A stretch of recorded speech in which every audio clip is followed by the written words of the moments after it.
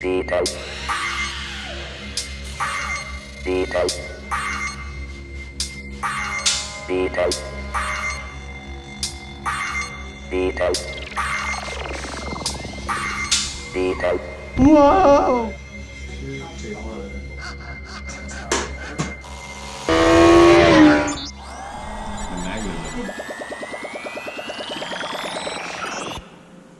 What's up, everyone? Welcome to my very first YouTube video.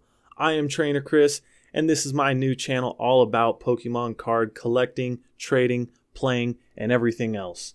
For this episode, I wanted to start off with basics of the Pokemon card and what everything on it means.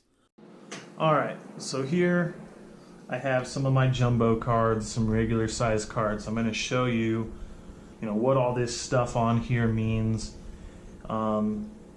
And what you do with it, just basically how it pertains to gameplay. But let's get to it. So basically, every card, you're going to have the name, Charizard, and then you might have something after it like GX, EX, Level X, something like that, okay? But you have the name, you might have who it evolves from, so this is a second stage. So evolves from Charmeleon. And then, obviously, before that is Charmander, if you're a fan and you know the Pokemon. So you'll have to evolve this guy 3 times to get to Charizard.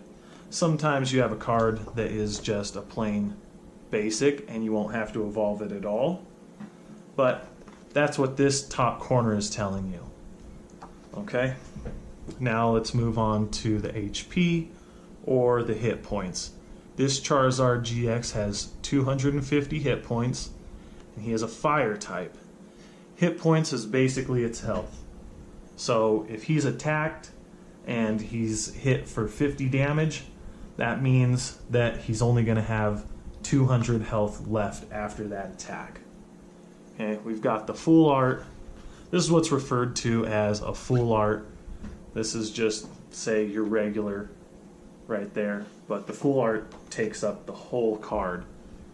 Okay, and then sometimes you have also the secret rares, which will be like a full art, but kind of a rainbow. And they look really cool. I don't have any of those in jumbo that I can show you, but. So after that, we then have our attacks. Also, we have our effect, which is, so you'll have the energy cost, the name of the attack, and the attack damage. And then the effect is anything under that. So this wing attack is just 70 and 3 colorless energies.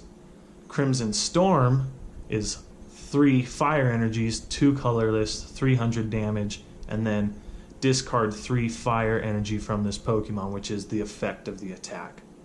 Okay, very important to know when you're playing the game. Also, with the release of the Sun and Moon sets, we now have what is called a GX attack. And when you're playing, you're going to need a GX coin. You can only use 1 GX attack per game. And after you have played that attack, you flip it, that's it, you're done. Because even if you have, say, maybe a Tapu Koko GX, you cannot play that attack if you have already played Charizard's GX attack. Okay? And it was really cool when they came out with that. And, adds to gameplay. Very interesting. Just cool new aspect that they added to it. But this one is Raging Out GX. 1 fire, 2 colorless. Discard the top 10 cards of your opponent's deck. Now, it has no damage, but the effect, discard 10? I mean, you only have 60 cards in your deck to start with, so you might be able to win a game just by making them discard all their cards, because you can win a game once your opponent isn't able to draw anymore. Okay? So let's just switch cards. I'm going to show you just a different one for now. My Tapu Koko. Freeze! Alright. I forgot to talk about abilities. You'll notice here our Tapu Koko has an ability called Arrow Trail. When you play this Pokemon from your hand to your bench during your turn, you may move any number of lightning energy from other Pokemon to this Pokemon If you do, switch this Pokemon with your active Poke. Pretty cool ability. I mean, basically, you can just slam him down on the bench, move all your lightning energy to him, put him forward, and hit with the Sky High Claws or the Tapu Thunder GX. Not all Pokemon have abilities, and abilities do vary. There's lots of cool different things that they do. But just note if your Pokemon does have one, and what the ability does, because it can give you a huge advantage when you're playing a game. So just take note of that. You can play it once per turn before you attack. And so down here at the bottom, we have a weakness, a resistance, and a retreat, which probably not the best card to show you because it doesn't have a lot of that on it. Here, let me show you this guy. Charizard EX has a weakness to water. So if I'm playing a water type and he hits me for, say, 70 damage, that becomes now 140 damage because he has a weakness of 2 times. Now the resistance, no resistance here. I was looking at my cards. The only one I have is my Umbreon. Pretty cool Umbreon here. Just a promo.